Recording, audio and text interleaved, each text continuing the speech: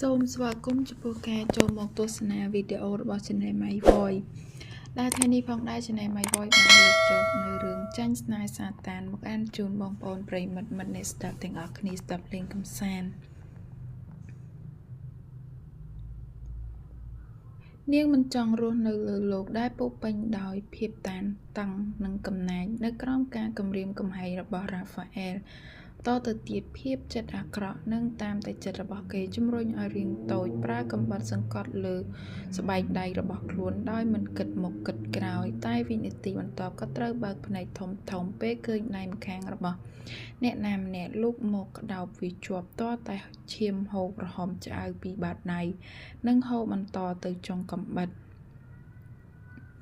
កែវភ្នែកមូលខ្លំញ័រទៅត្រើកដោយការភ័យខ្លាចមុននឹងដាក់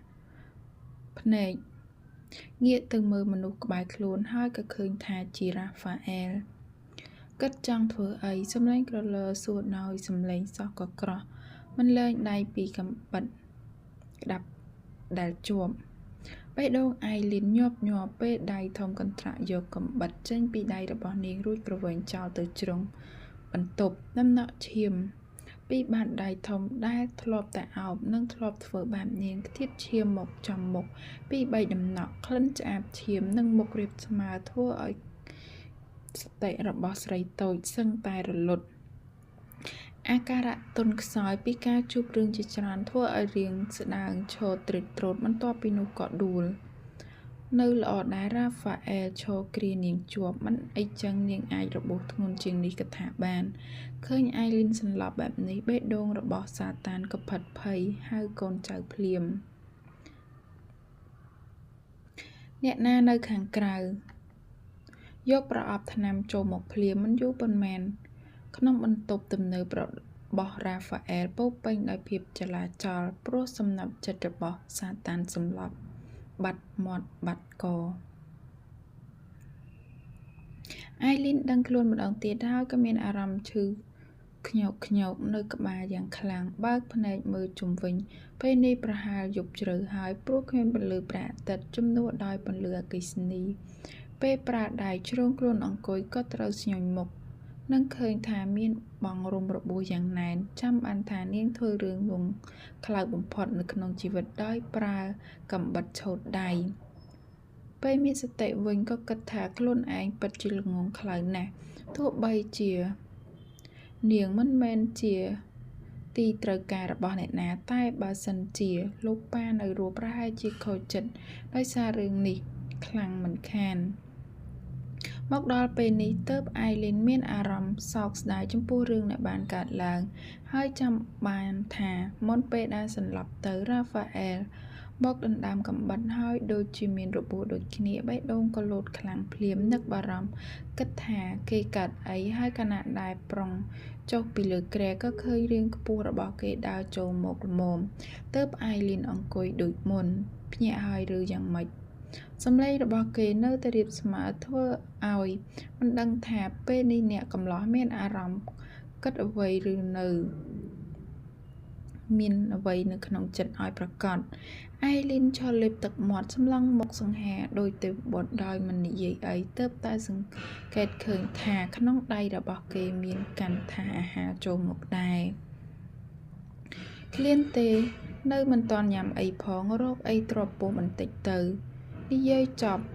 ក៏ទុកថាលើគ្រែខណៈដែលអាយលីនព្រិចភ្នែក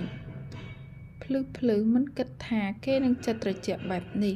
នាងគិតថាគេនឹងកំហុកដាក់មិនអីចឹងក៏មូម៉ៅដាក់តែនាងសង្កត់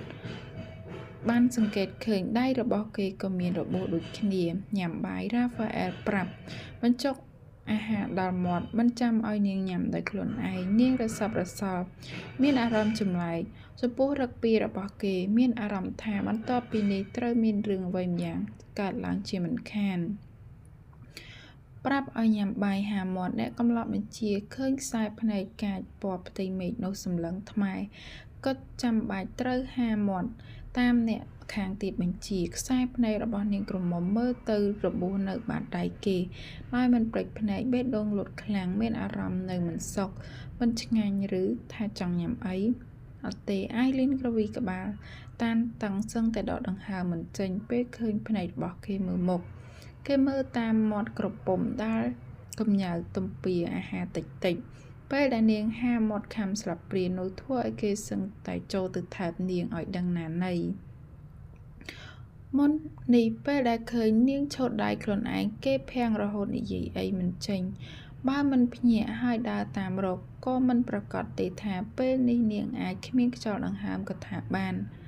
គិតហើយក៏ចាប់ផ្ដើមខឹងមុំម៉ៅមិនគិតថាខ្លួនឯងបានគំរាមកំហែង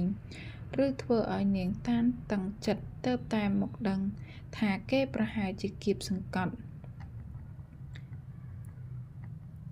នាងជ្រុលពេករហូតធ្វើឲ្យរឿងនេះកើតឡើងមិនក៏ដល់ថ្នាក់គិតចង់កដៃខ្លួនឯងអាយលីនរ៉ាហ្វាអែលចាប់ផ្ដើមសួររឿងដែលសង្ស័យ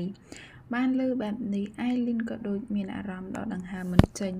បេះដូងលោតញាប់ញ័រដោយការភ័យខ្លាចគិតចង់ខិតចេញតែក៏មិនផុតពីកណ្ដាប់ដៃមៀនាងត្រូវគេចាប់លើកឲ្យអង្គុយលើភ្លៅមុននឹងអោបយ៉ាងណែនដោយដៃធំដែលមិនអាចច្រានចេញបានសាកធ្វើម្ដងទៀតទៅខ្ញុំនឹងដេញសម្លាប់វាគ្រប់គ្នាតាំងពីអ្នកយកកំបិតឡើងមក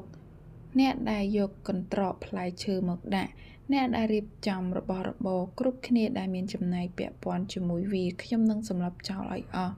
សម្លេងនិយាយរបស់គេធ្វើឲ្យនាងញាប់ញ័រយ៉ាងខ្លាំងយ៉ាងម៉េចហេតុអីចង់ធ្វើអត្តឃាតគេស្គប់សួរម្ដងទៀតថែមទាំងសម្លេងឃោឃៅខ្លាំងជាងមុនអាយលីនញាប់ញ័រម្ដងទៀតមិនហ៊ានឆ្លើយអីរ៉ាហ្វាអែលក៏យល់ហើយក៏មិនដេញដោលតែក៏គំរាមដើម្បីធ្វើឲ្យនាងខ្លាចនឹងមិនគិតធ្វើអ្វីផ្ដេសផ្ដាសបែបនេះទៀតកុំសំបីតែគិតអាយលីនមិនអីចឹងគ្រប់គ្នាដែលមានចំណែកពាក់ព័ន្ធរឿងនេះនឹងបានក្តៅក្រហាយមិនខានខ្ញុំមិនបានត្រឹមតែគម្រាមប៉ុណ្ណោះទេនាងស្គាល់ចរិតរបស់ខ្ញុំច្បាស់ហើយនិយាយចប់ក៏សង្កត់ច្រមុះលើថ្ពាល់ខ្លាំងអ្នកដែលត្រូវគេអោបក៏រឹងខ្លួនស្ដោកមួយរំពេច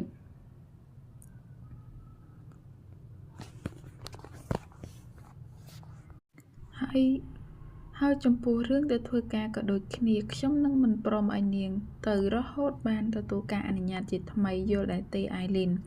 ដល់ត្រង់នេះនាងក្រមុំមិនហើបមាត់និយាយមិនបានមិនអីចឹងអ្នកដែលក្តៅក្រហាយអាចជាណាតាសៀមនុស្សស្រីចិត្តល្អដែលចាំជួយនាងរហូតមកអរគុណចំពោះការចូលរួមទស្សនាជួបគ្នានៅវីដេអូក្រោយបន្តទៀត